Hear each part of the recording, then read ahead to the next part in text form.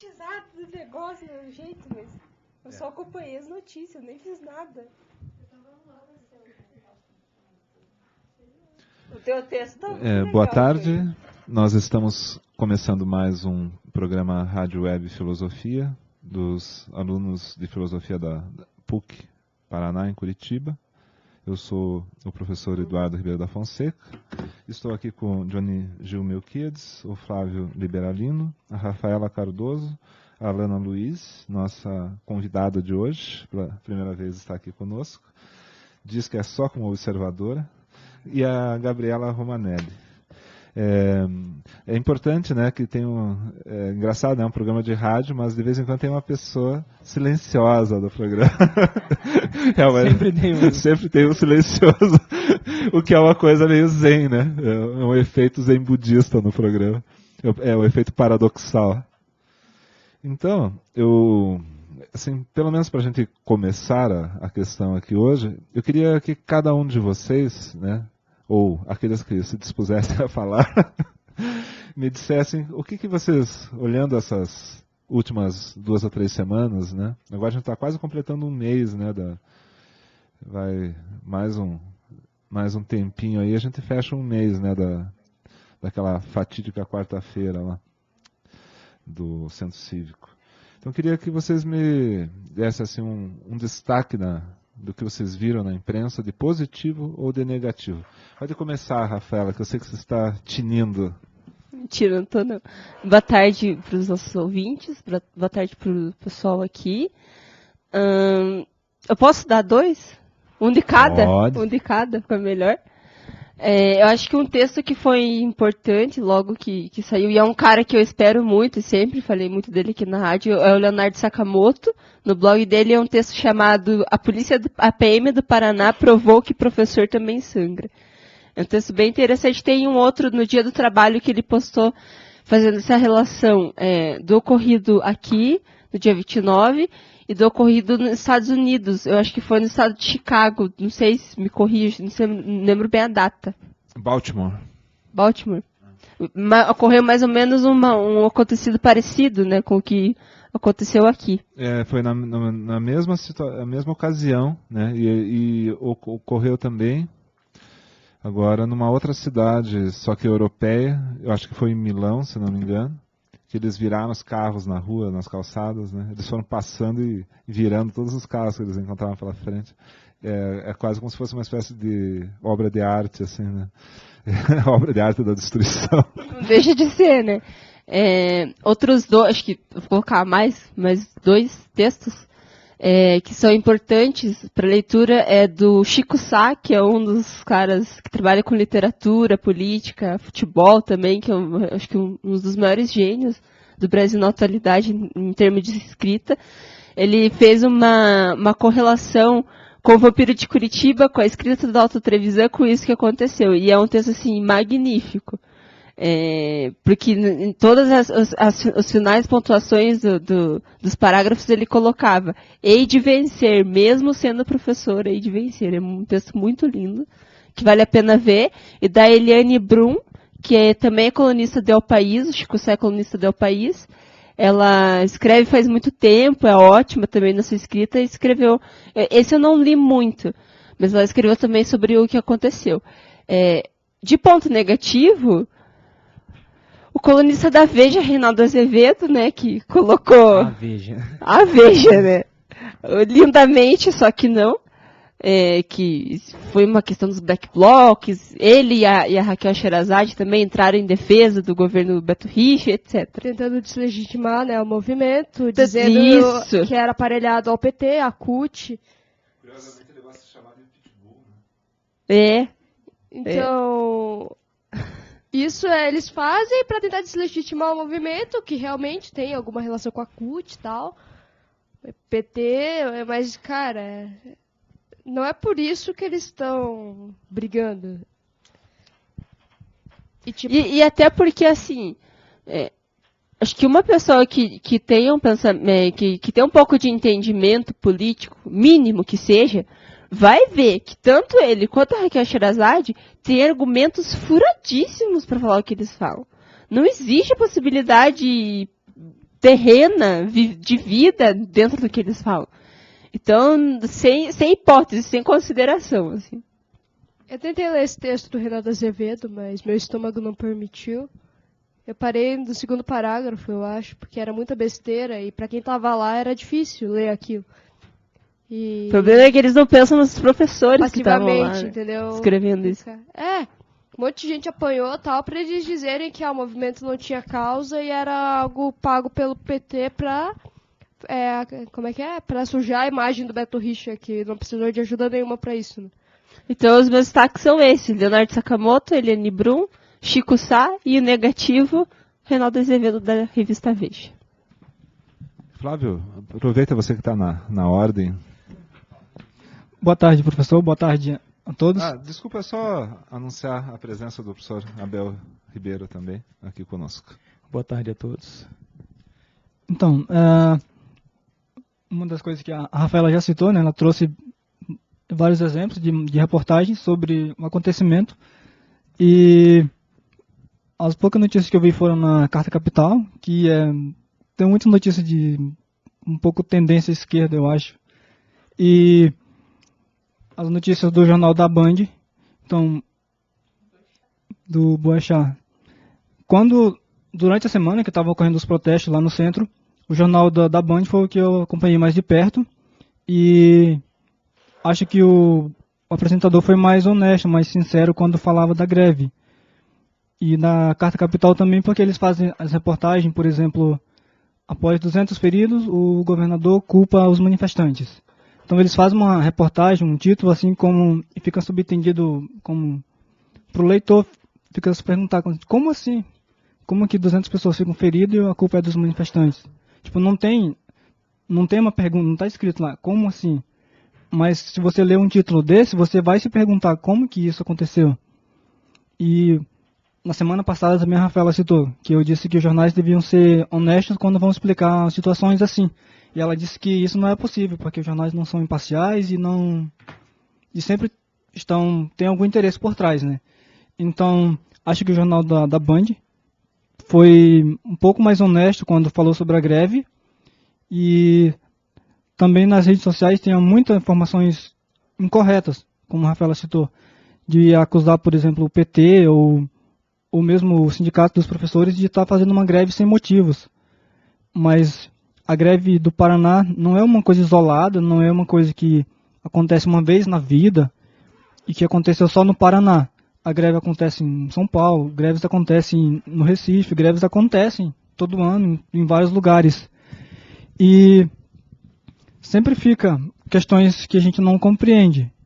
E se a greve foi aqui no Paraná e a mídia veio noticiar, é para que as outras pessoas que não estão aqui, que não estão se manifestando, ou que não tem nada a ver com a greve, elas possam compreender. E isso, imagino eu, que seja o papel da imprensa. Só uma retificação à fala do Flávio, essa questão da greve justa, dos motivos da greve, etc. A greve que está acontecendo hoje, a princípio, era a questão de tentar barrar a votação do projeto da Paraná Previdência.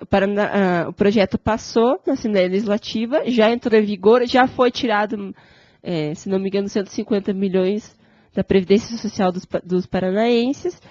Hoje, a greve se concentra principalmente na questão da discussão da database dos docentes do Paraná. Ontem teve uma reunião com o governo do estado e o governo não apresentou uma proposta, então a greve continua. Até a próxima reunião, até o governo apresentar uma proposta decente, favorável e justa para os professores na questão da database, vai ser retomado em assembleia, votando sim ou não, volta ou não às aulas. Hoje a questão é essa, a concentração dentro da database, não é mais da Paraná Previdência, mas existem políticos paranaenses, senadores, que já estão entrando com liminar no STF para tentar barrar essa lei, porque o Ministério da Previdência mesmo, na segunda-feira, falou nos jornais que é irregular, que não é favorável à lei. É inconstitucional. É inconstitucional. Johnny, o que você destacaria da imprensa nesse período inteiro? Olá, boa tarde a todos, então. Bom, o que eu vejo assim, que depois de 2 dias do ato, né, que teve, a imprensa, no geral, mudou de opinião e não diz mais explicitamente que a culpa é dos professores, né? Então eles já trazem alguma coisa assim, dizendo que os professores não são tão ruins como eles diziam antes. Só que eles não mostram ao certo de quem que é a culpa e o que está realmente acontecendo hoje, né? Ontem eu tive a oportunidade de estar com mais cerca de uns 20 amigos meus, e só eu e a minha namorada que achava que o que o Beto Richa fez foi uma coisa ruim.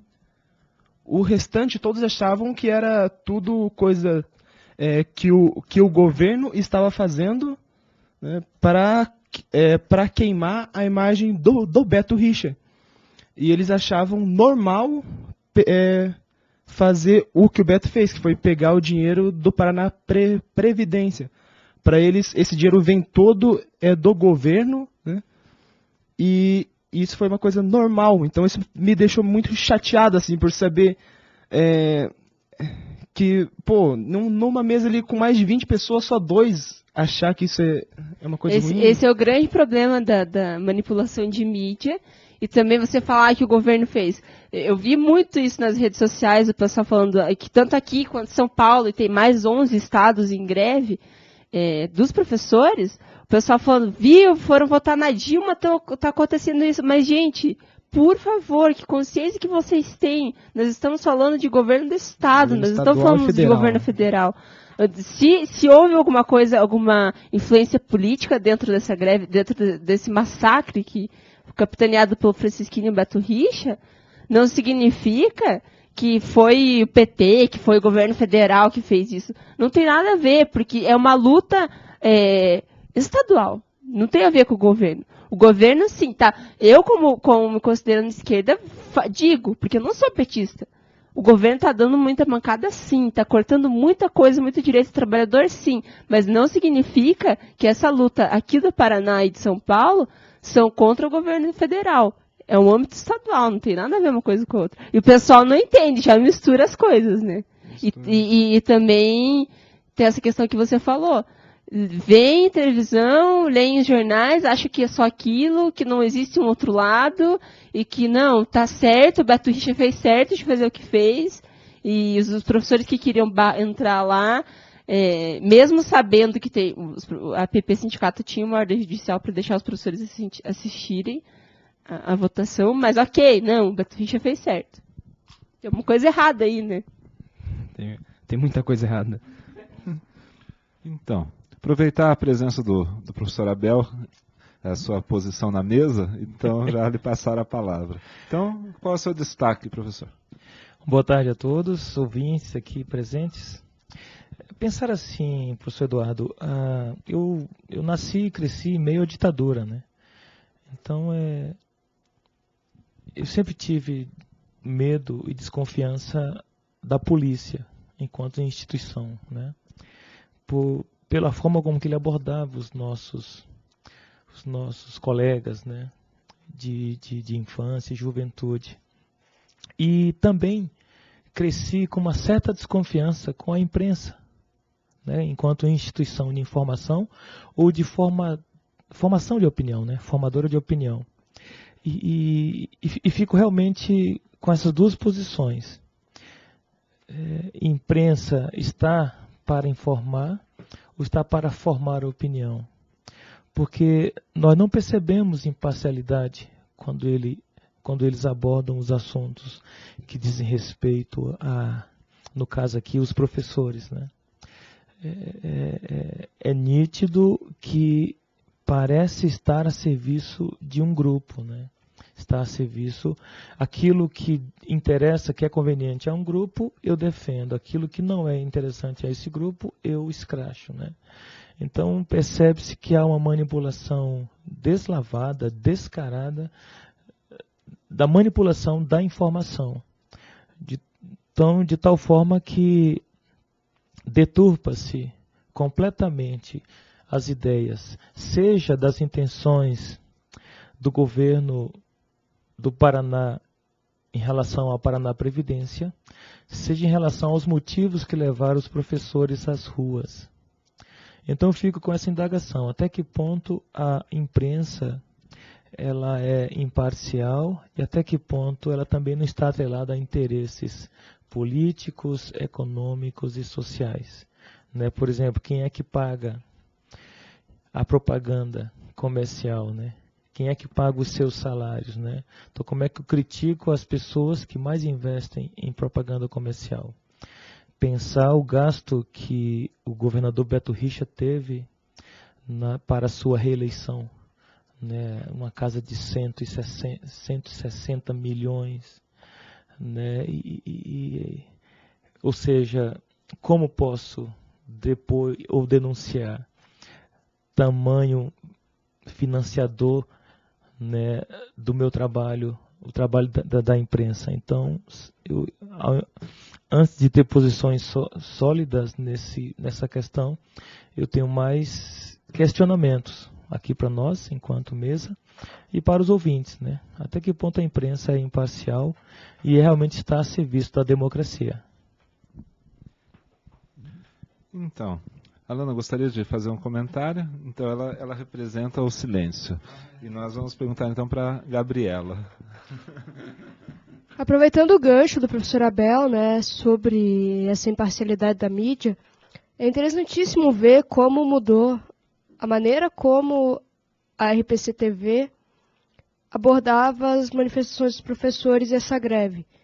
Porque antes eles tentavam deslegitimar até o ponto em que houve aquele massacre do dia 29 e ficou insustentável tentar defender o governo. Também há boatos de que pararam, mas já tem boatos de que o governo parou de pagar a mesadinha para o povo da RPC, por isso que eles já estão metendo pau no governo. Entendeu? Tem esses boatos de que eles pagavam para a RPC realmente ser favorável ao governo. Na hora que para de pagar, eles são contra. Acontece assim, isso é bem importante você falar. Grupos de RP-Com recebe sim do governo do estado, tanto que se você for olhar na Gazeta do Povo, na última página tem um emblema enorme com a bandeira do estado do Paraná, escrito Paraná, governo do estado. Recebe sim o grupo de RP-Com todo, que comporta o jornal Gazeta do Povo e a RPC TV. Até porque tem uma questão de proporção que o governo tem que fazer. E ela recebia. Desde a primeira greve, eles já começaram a parar de pagar. Então, por isso que acabou tendo essa pendência para o lado dos professores e dos grevistas da RPC e do Jornal Gazeta do Povo. O que acontece? Agora, eu vi informações no blog do Ismael Moraes, que nesses últimos dias o governo está voltando a pagar essa dívida que tinha com a RPC, com a Gazeta do Povo. Então, significa que, pode ver, eles já estão começando a tirar algumas informações, assim. Meio que tirar não um pouco ser da tão programação. contra, assim, ser mais... tirar o corpo fora um pouquinho. E essa coisa de publicidade, nesse segundo mandato do Beto Richa, 600% de aumento em publicidade. Então vem me dizer que não tem dinheiro para pagar os professores. Sim, sim. Tem muitas propagandas que estão passando na televisão agora e dinheiro para o professor não tem. Mas essa questão de, ele tem que pagar, tudo bem. Aí parou de pagar, o jornal muda de lado, começa a defender os professores, ele volta a pagar, o jornal começa a esconder as informações da greve. Porque é interessante, porque está aparecendo quase todo dia informações sobre a greve. Eles estão fazendo uma cobertura que antes seria inimaginável, assim. Até eu vou para a manifestação e tenho que ficar me escondendo das câmeras lá. Mas tem outras questões também que envolvem a RPC, a Gazeta do Povo, que entraram num certo conflito com o governo do estado, porque os repórteres da Gazeta receberam ameaças devido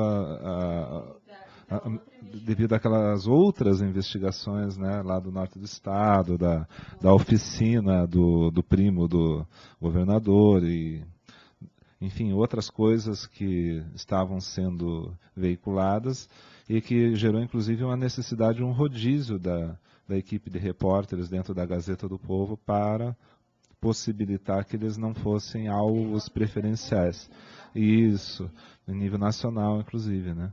Então, há algumas questões aí que eu acho que são um pouco já difíceis de contornar pela Gazeta, do ponto de vista de que a imposição de poder aqui no Estado, ela está realmente no âmbito de vamos dizer assim, uma aparência, né, de uma ditadura assim, meio acobertada, né?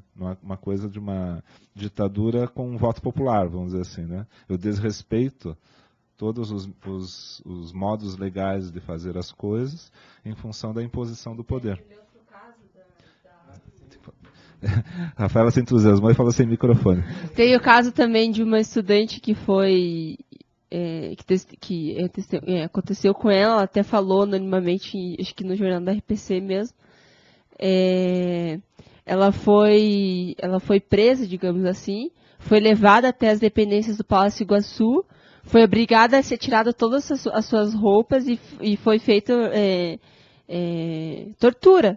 De modo geral, grosseiro da palavra, foi feita tortura com a moça. Dentro do Palácio Iguaçu, após todo esse massacre que aconteceu com os professores no dia 29. Então, vem me dizer que não, ele não é ditador, gente. Tipo, em que mundo que a gente está vivendo, sabe?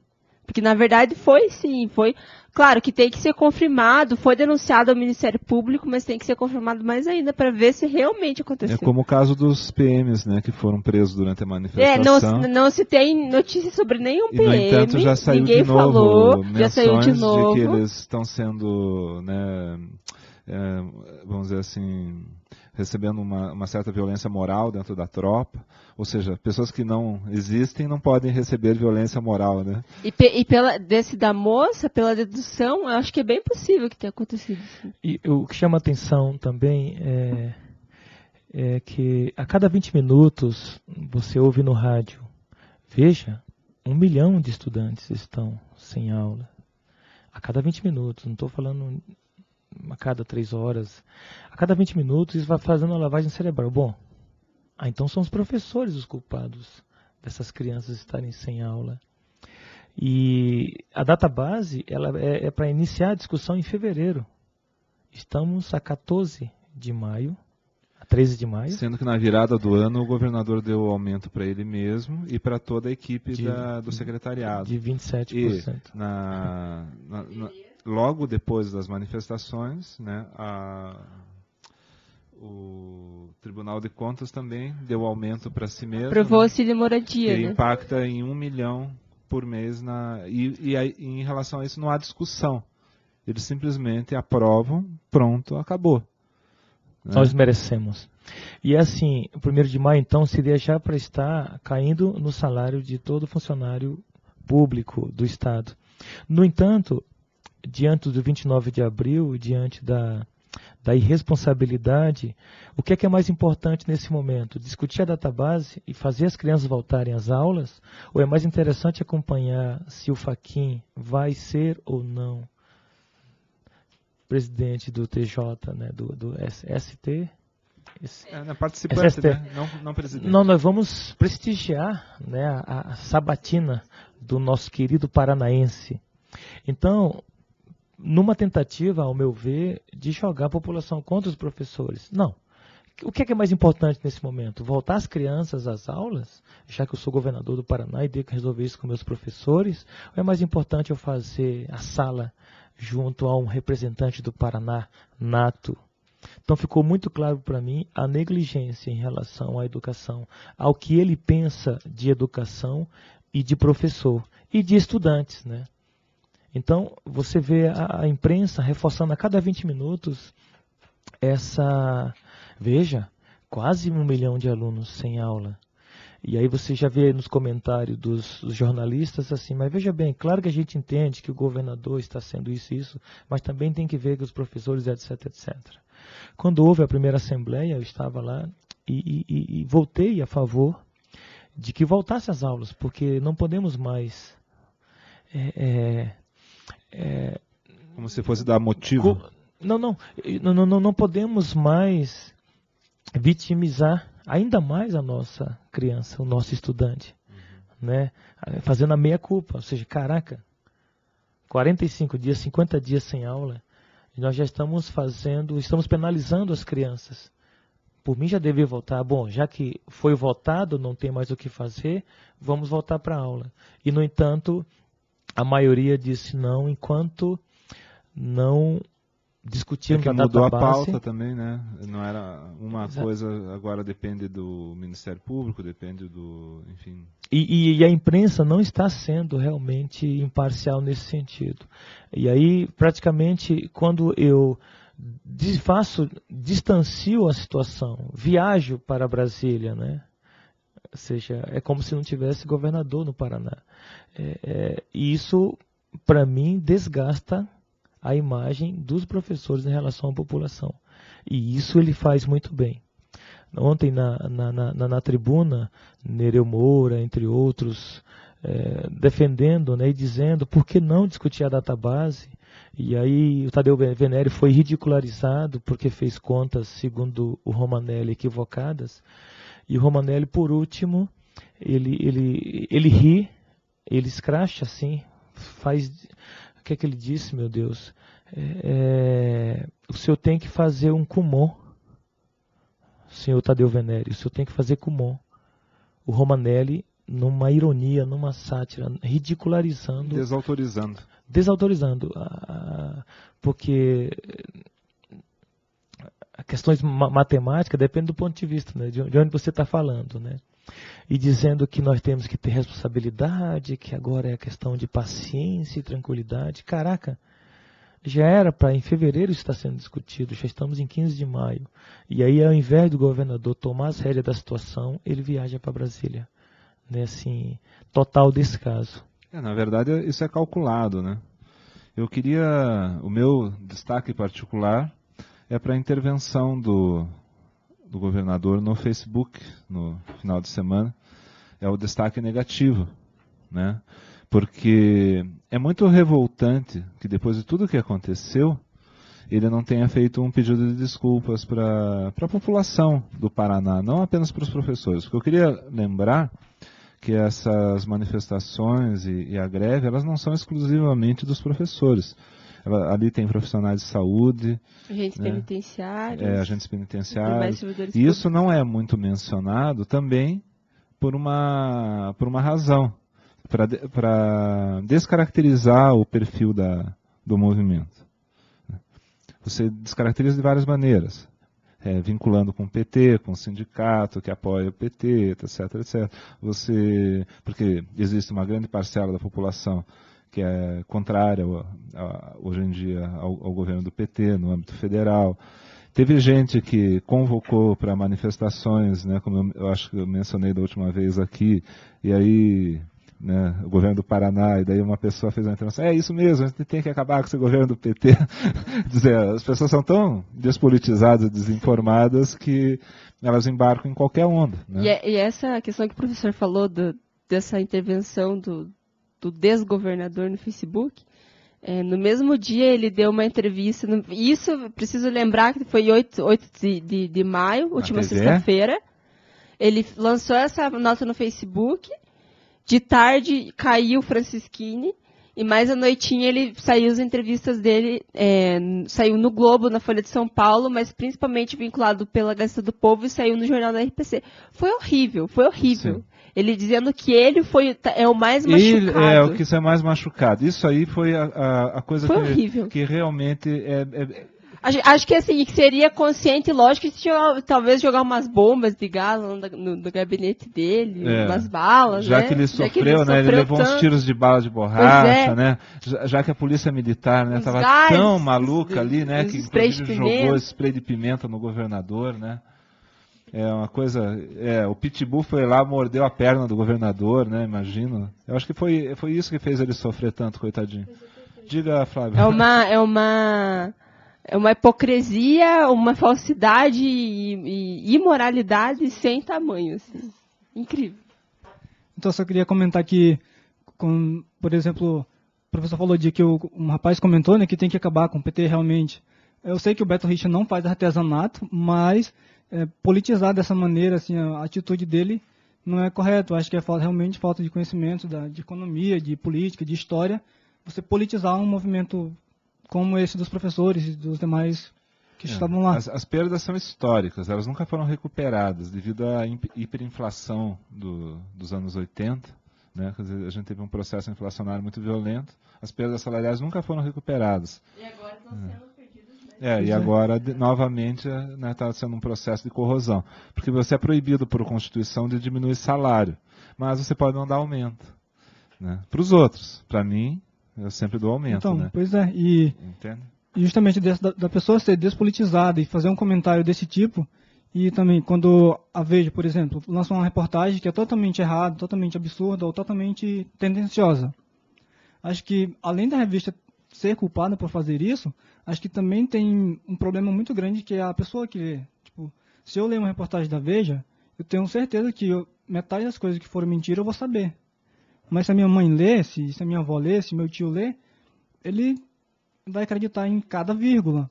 Então tem um problema grande também da questão da imprensa, que é o telespectador, que vai ter a interpretação pessoal, tem, além das informações erradas, tem também conhecimentos que se o leitor não tiver, o ouvinte não tiver, ele vai tomar aquilo como verdade. E é uma coisa ruim, porque isso que o Beto Rich está fazendo, do ponto de vista legal, está passando, está indo juridicamente. Mas a gente tem que lembrar que a divisão que tinha entre os brancos e negros nos Estados Unidos era legal, a Inquisição era legal, o Apartheid era legal. Um monte de coisa que é legal, mas que não é justa. Gabriela está falando do Holocausto. Então, né, campanha publicitária para explicar as alterações na Previdência tem dinheiro. Né? É verdade, saiu, né? 2,8 milhões. Só rapidinho, duas questões. O professor falou essa questão do governo, né? Não posso dar aumento, não posso abaixar o salário, mas também não posso dar aumento. Vale lembrar que esse texto base para a aprovação dessa lei da terceirização, que já foi praticamente aprovada, tendo essa terceirização aplicada, vai acabar os concursos públicos. Quem impede são os servidores. Então, assim, corretíssimo existir essa greve dos servidores. Claro que o carro-chefe deles é a questão do salário, mas a questão da terceirização precisa ser vista. E quanto à questão que o professor Abel falou dessa sabatina do Fachin e da questão dos alunos, eu acho que é muito importante os alunos... nesse momento, mais do que nunca, os alunos do Paraná lerem, tentarem se informar o mínimo que seja sobre o que está acontecendo, e está na hora deles mostrarem autonomia como alunos. Está na hora deles montarem grupos de estudo, que se ele pedir ajuda para amigo universitário, para professor de universidade, gritar, pedir também. A gente não quer que eles percam o ano letivo.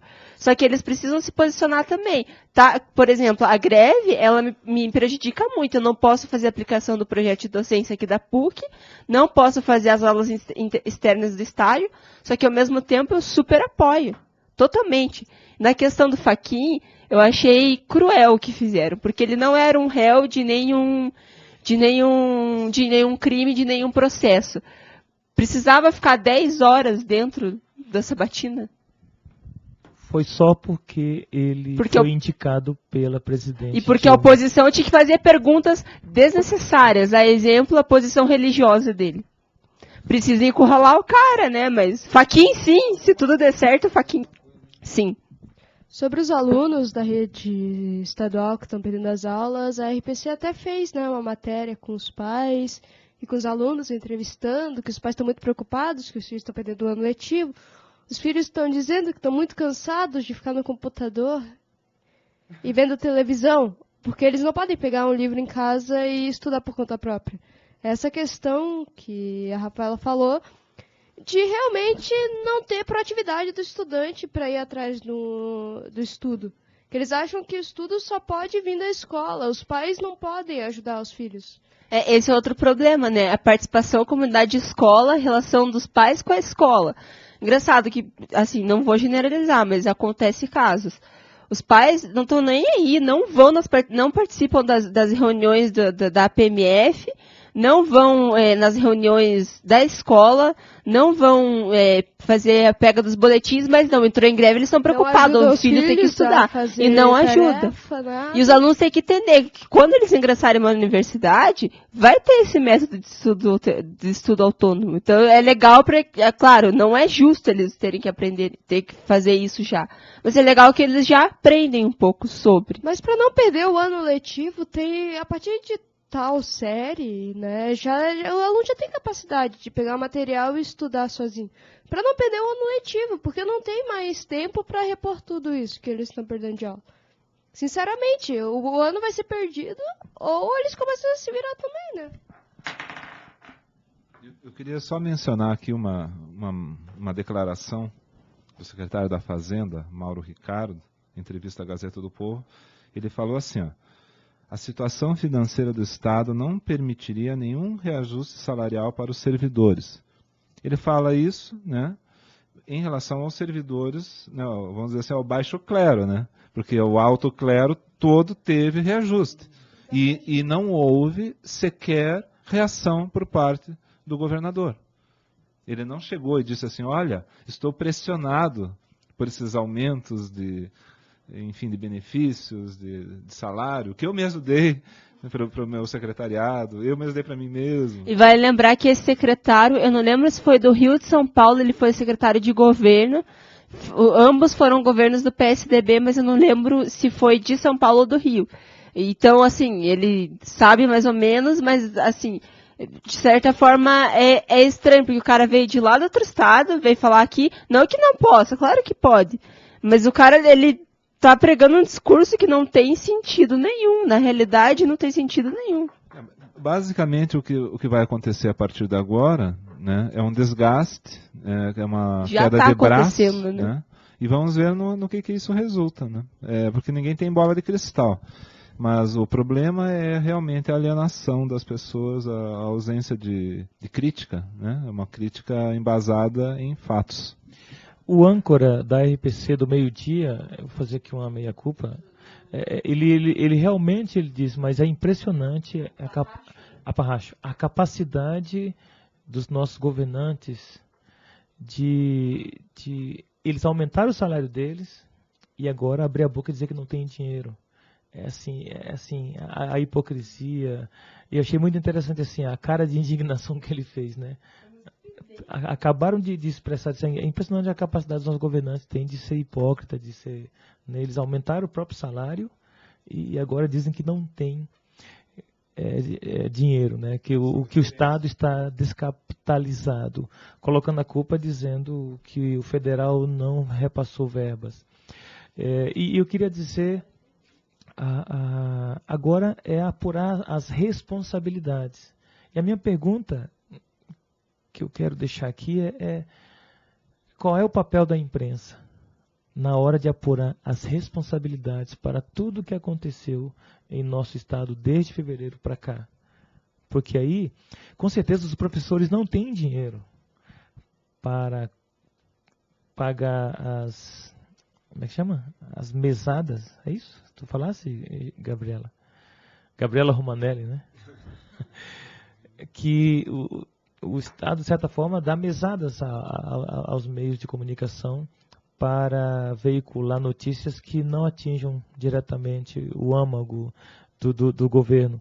E eu pergunto, isso é histórico também, não é uma questão do Beto Richa, não. Isso aí é histórico. E quando os professores terão, então, essa possibilidade de mesadas, né, de estar molhando a mão da imprensa para ter o seu direito sendo representado na fala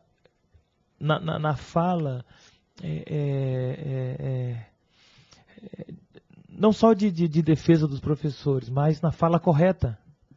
Não é possível a imprensa ter autonomia se a imprensa ela vive majoritariamente de verbas do Estado.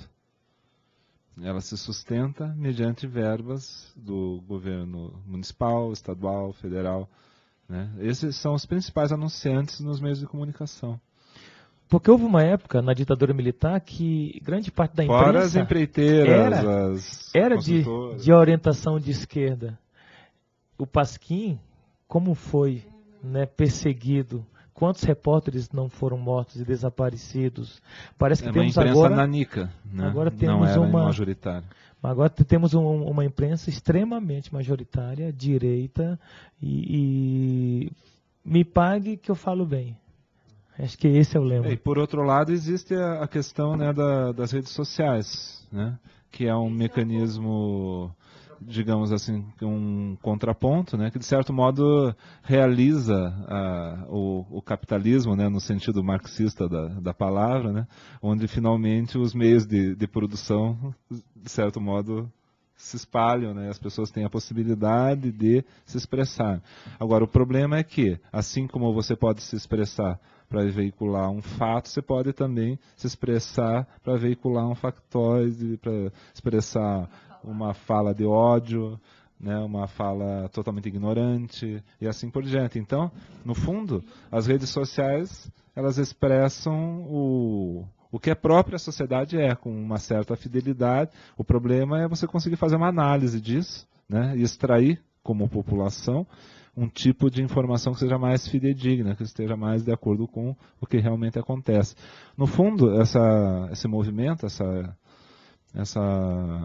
disputa entre versões dos fatos, né, versões mais adequadas e menos adequadas, ela vai permanecer e, na minha opinião, ela vai aumentar de intensidade. Isso também já é demonstrado pela própria polarização política do país, que ela é um pouco falseada, né? Ela não representa exatamente o que está acontecendo, mas de certo modo vai gerando um estado, uma certa tensão política no país, que pode vir a ser favorável.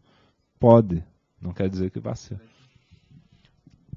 Um outro problema ético que eu vejo é quando governantes utilizam-se do método de contratar jornalistas para montar blogs, para difamar outros líderes políticos, os seus inimigos políticos. Para não citar nomes, para não ser antiético aqui, sabia de um governante que pagava de 70 mil, né? 70 mil para encontrar os podres de um outro político. Então é a falácia contra o homem. Já que eu não posso com as ideias dele, eu tento achar alguma coisa do pessoal dele. E você imaginar que é uma pessoa, um figurão, né, de alta categoria, reeleito várias vezes, e aí foi descoberto que esse jornalista utilizava-se um pseudônimo, né, um nome falso, e espalhando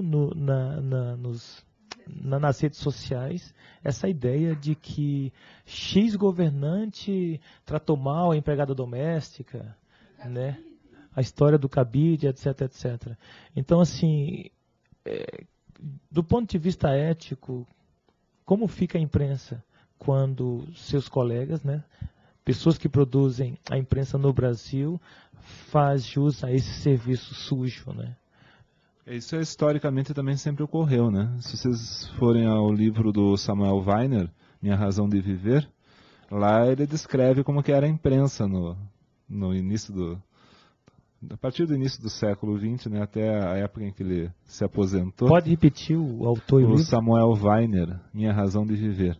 Ele mostra os podres mesmo, né, de todas essas relações entre imprensa e políticos no Brasil ao longo de décadas no início do século XX, e não se excluindo da coisa,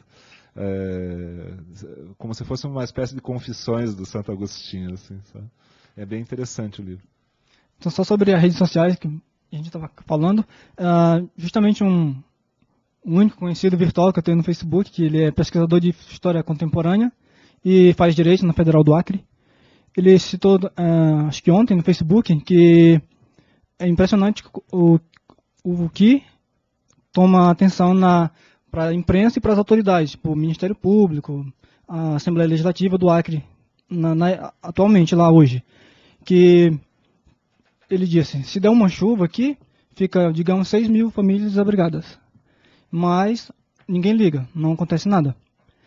E ele fez um evento ateu e durante uma performance, um rapaz queimou a Bíblia. Mas durante uma performance no palco, e ninguém se ofendeu, porque era um evento ateu, então não é um crime, porque para o direito importa se alguém foi ofendido durante a ação ou a omissão. E não aconteceu isso. Só que o vídeo vazou no Facebook e até o Feliciano mandou o Ministério Público ir atrás, porque isso não pode. Então, ele realmente, achei justa a fala do Felipe Zanon, que é o rapaz, de dizer, nossa, como que a imprensa se preocupa com uma Bíblia queimada no palco, como que o Ministério Público agora quer jogar o cara na cadeia, como que a Associação dos Pastores querem caçar o rapaz. Então, sendo que se der uma chuva, fica 6 mil famílias desabrigadas. Mas uma coisinha dessa, de queimar uma Bíblia, uma página da Bíblia, durante uma performance, para rememorar, fazer uma alusão a tudo que que o cristianismo fez durante a história da humanidade, daí não pode. Mas outras coisas a imprensa não liga. Outras coisas pode. Então, de certa forma, a imprensa funciona muito na base do escambo, funciona muito na base da polêmica. Escândalo, escambo, polêmica, tudo que não é benéfico, a imprensa dá uma ajuda. Eu vi outro dia no Bloco Vermelho, aqui na PUC, um cartaz com uma mulher segurando uma folha.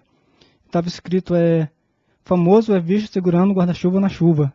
Para mostrar como que a imprensa algumas vezes é tão fútil, assim, tão desnecessário. Tipo, a mulher estava segurando um cartaz, ela é uma mulher pobre segurando um cartaz. Famoso é visto segurando um guarda-chuva na chuva. Então, fazer a retificação. Essa foto é da campanha de um projeto muito legal chamado Teto. Ele nasceu na América Latina, se expandiu, já tem nos Estados Unidos, tem aqui no Brasil. E a ideia principal é construir casas emergenciais para pessoas que moram em lugares de risco. Então, favela, perto de córregos, etc.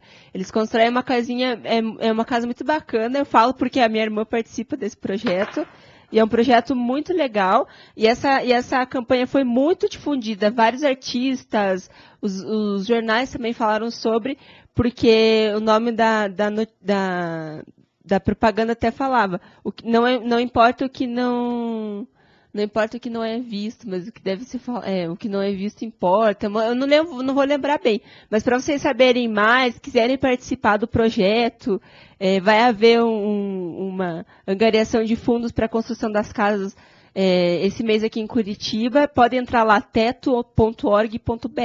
O nome é Teto, T-E-T-O. Muito bacana, vale a pena. Gente, infelizmente a gente vai ter que encerrar o programa pelo adiantado da hora, como diria minha avó, e convidando a todos para participar na semana que vem e perguntar a vocês aqui, meus colegas, qual vai ser a nossa pauta da semana que vem, para onde que a gente vai. Eu acho que a gente não vai mais retomar esse tema, né?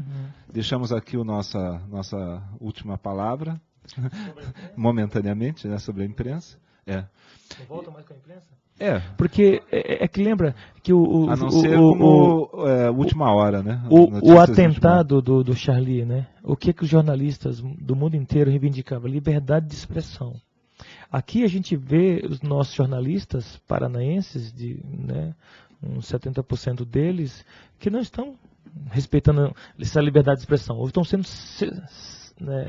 cerceados, na sua liberdade de essa expressão, nitidamente, ou por questões financeiras, porque alguém paga para o que ele fala, ou simplesmente por não ter esse comportamento ético, Então eu gostaria de pensar ainda esse tema sobre o que é essa liberdade de expressão, porque no mundo eu não vi nenhum jornalista questionar a seguinte questão: mas até que ponto nós podemos faltar com respeito com a fé das pessoas?